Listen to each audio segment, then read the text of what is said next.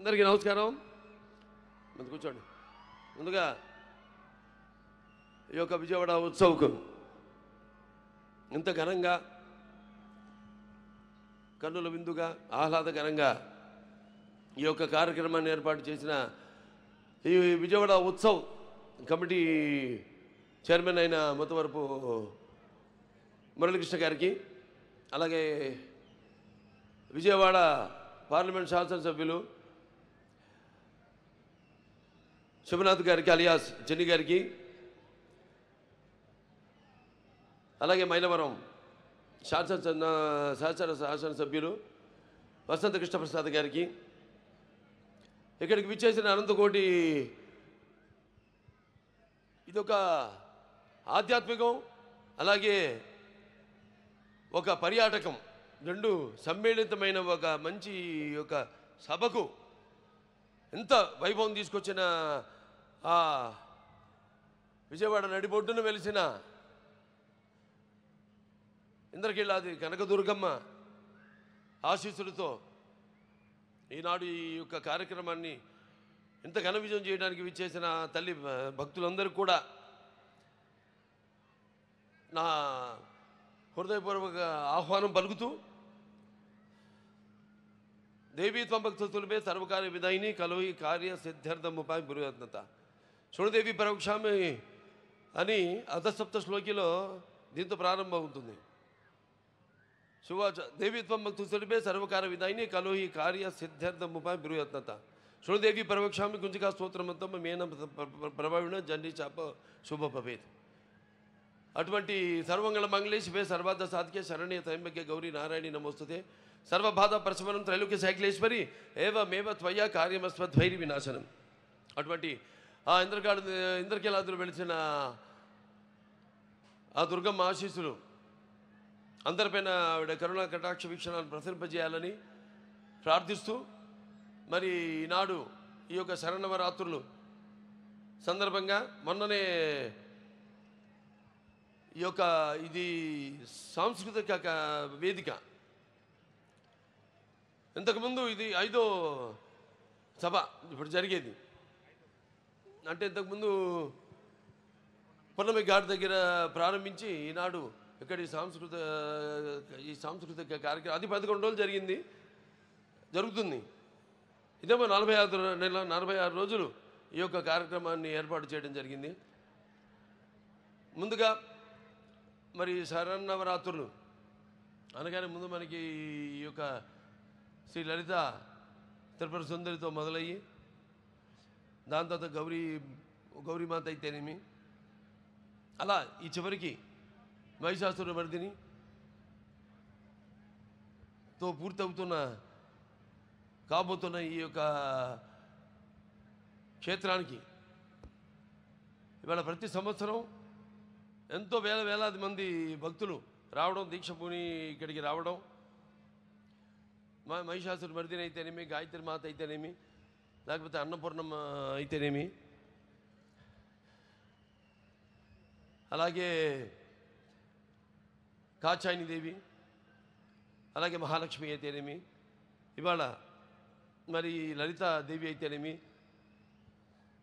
రేపు చండీదేవి అయితేనేమి, తర్వాత సరస్వతీదేవి, దుర్గామాత, అలాగే ఈ మహిషాసుర మర్దిని, ఇలా ఈ 11 రోజులు 11 అవతారాల్లో ఆవిడని అలంకరించి జరుపుకుంటున్న ఈ యొక్క తరుణంలో, అలాగే ఈ యొక్క రాష్ట్రం విజయవాడ వైబ్రెంట్గా ఈనాడు ఇక్కడ ఈ యొక్క సాంస్కృతిక కార్యక్రమాన్ని ఇంత అద్భుతంగా ఏర్పాటు చేసినందుకు అంటే సంకల్ప బలియే ఉంటాం. మనం చేసే మంచి పనైనా ఆ ప్రకృతి అలాగా దేవుళ్ళందరూ సహకరిస్తారని ఎంత అద్భుతంగా ఈ కార్యక్రమం ఈరోజు చూస్తున్నాం మనం. ఎప్పటికప్పుడు ప్రతి వాళ్ళల్లో ఒక భయం, ఎప్పుడు ఎక్కడ వర్షం పడుతుంది, ఎక్కడ ఏ ఆటంకం కలుగుతుంది కార్యక్రమాలకని. అటువంటిది ఆ దేవి కృప వల్ల అంత దిగ్విజయంగా విజయవంతంగా జరుగుతుంది ఈ కార్యక్రమం.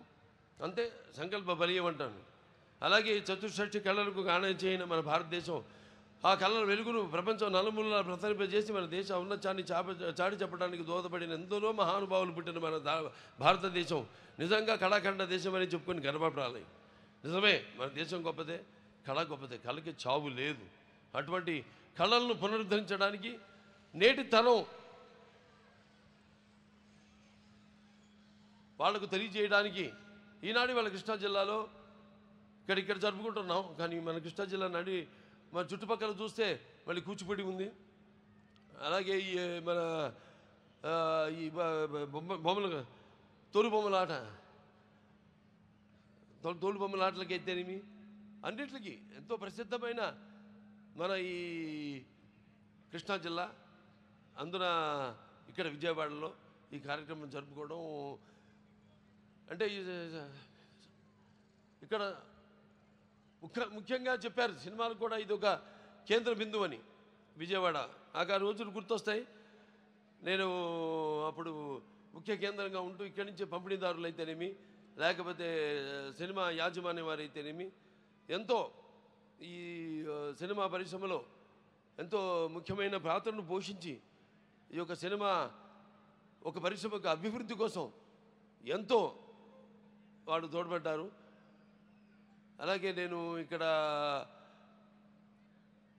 ఎన్నో ఉత్సవాల్లో అంటే దుర్గమ్మ మాత జరిగిన ప్రతి ఈ యొక్క శరన్నవరాత్రుల్లో పాల్గొనడం అయితేనేమి వీటిలో.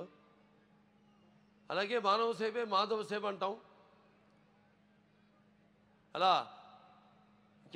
ఈ బసవతార గండోబర్గన్ cancer hospital and research institute అయితేనేమి దాని ద్వారా ఎంతోమందికి ఈ యొక్క ఎంతో ఖర్చుతో కూడుకున్న వైద్యాన్ని వాళ్ళకి అందుబాటులోకి తీసుకురావడం, అంతర్జాతీయ ప్రమాణాలతో కూడిన వైద్యాన్ని వాడికి అందజేయడం.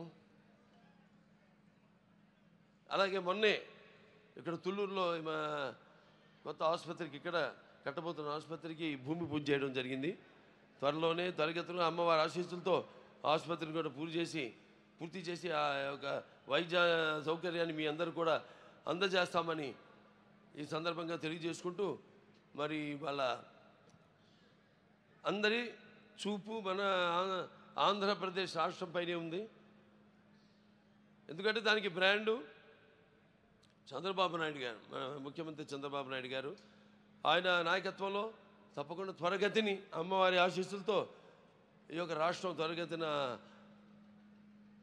అభివృద్ధి చెంది ఎన్నో ఆటంకాలు ఉన్నాయి, ఎన్నో ఈ యొక్క ఆర్థిక సమస్యలు ఉన్నాయి మనకి. వాటిలన్నింటినీ అధిగమించి రాష్ట్ర అభివృద్ధి కోసం 24 గంటలు పనిచేస్తున్నాడు ఆయన.